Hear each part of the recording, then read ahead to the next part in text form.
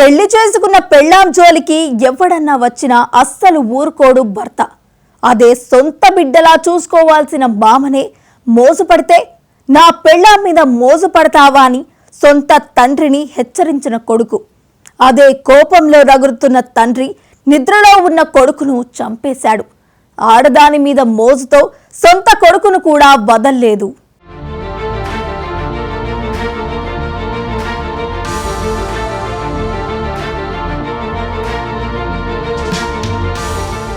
తెలంగాణలో మరో దారుణం జరిగింది.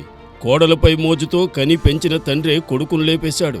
తన భార్యతో అసభ్యంగా ప్రవర్తించవద్దని హెచ్చరించినందుకు కుమారుడిపై దారుణానికి పాల్పడ్డాడు. రోకెలి బండతో కొట్టి చంపాడు. ఈ దారుణమైన ఘటన జయశంకర్ భూపాలపల్లి జిల్లా రేపాకపల్లిలో చోటు చేసుకుంది.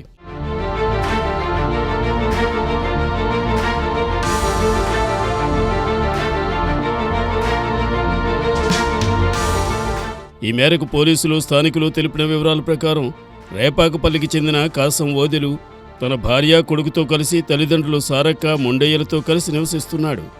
ఓదెలు 108 అంబులెన్స్ డ్రైవర్గా పనిచేస్తుండగా 14 ఏళ్ల కిందట పెళ్ళయింది.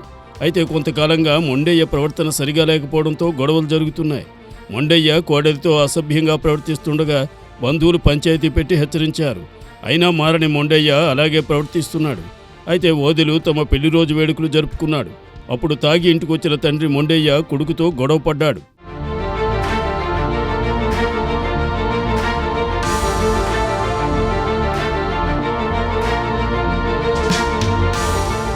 ఎప్పటినుంచో పగతో రగిలిపోతున్న మొండయ్య కొడుకును చంపాలని ఎదురు చూస్తున్నాడు.